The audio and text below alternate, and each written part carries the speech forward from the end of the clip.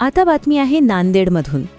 नांदेड शहरात डीजे मुक्त आणि सामाजिक संदेश देणाऱ्या जयंती उत्सवांना प्रोत्साहन देण्यासाठी आयोजित करण्यात आलेल्या डॉक्टर बाबासाहेब आंबेडकर उत्कृष्ट जयंती मंडळ स्पर्धा 2025चा पारितोषिक वितरण समारंभ उत्साहात पार पडला. मराठी नाव फाउंडेशन आणि समृद्ध जीवन प्रतिष्ठान यांच्या संयुक्त विद्यमाने आयोजित करण्यात आलाय. डीजे मुक्त जयंती, लेझिम पथक आणि ढोल पथकाच्या माध्यमातून सामाजिक संदेश देणाऱ्या मंडळांचा महापौर कविता मुळे आणि पोलीस अधीक्षक अविनाश कुमार यांच्या हस्ते सन्मान करण्यात आला. शासकीय विश्रामगृह सभागृह येथे हा कार्यक्रम संपन्न झाला. फाउंडेशन यांच्यातर्फे डॉक्टर बाबासाहेब आंबेडकर यांची उत्कृष्ट जयंती पारितोषिक वितरण समारंभ झाला आणि या ठिकाणी एक डीजे मुक्त जयंती ज्यांनी केली त्यांना पारितोषिक देण्यात आले. अतिशय स्तुत्य असा हा उपक्रम आहे आणि मलाही या ठिकाणी सांगावंसं वाटते की ह्याच्यामध्ये डीजे मुक्त जयंती झाली, ह्याच्यामध्ये अजून ॲड करण्यासारखे पॉईंट आहेत. व्यसनमुक्त जयंती व्हावी. त्यानंतर आपले जे मुलं आहेत त्यांना मुलांना भरकटत चाललेले त्यांना जयंतीच्या माध्यमातून पुस्तकांच्या किंवा इतर जे चांगले कौशल्य आहे चांगल्या कौशल्याच्या मार्गाने लावावं.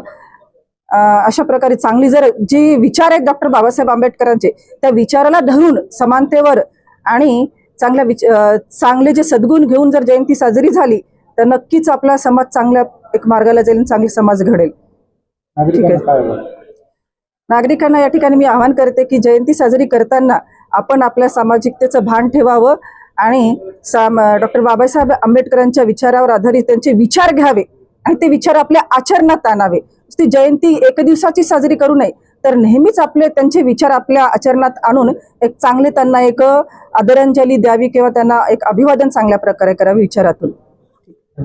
मराठी नाव फाउंडेशन आणि समृद्धी जीवन फाउंडेशन हा दोन्ही संयुक्त प्रमाणे खंडारे साहेब आणि येडके साहेब त्यांनी आणि त्यांची टीमनी खूप चांगली एक नियोजन प्रोग्रामचा केला होता की मागच्या वर्षी जे उत्कृष्ट जयंती मंडळ आहे त्यांनी जे व्यसनमुक्त, डीजे मुक्त आणि चांगली आदर्शवाले देखावे असा ठेवला होता त्यांनी आज पुरस्कृत केलेला आहे.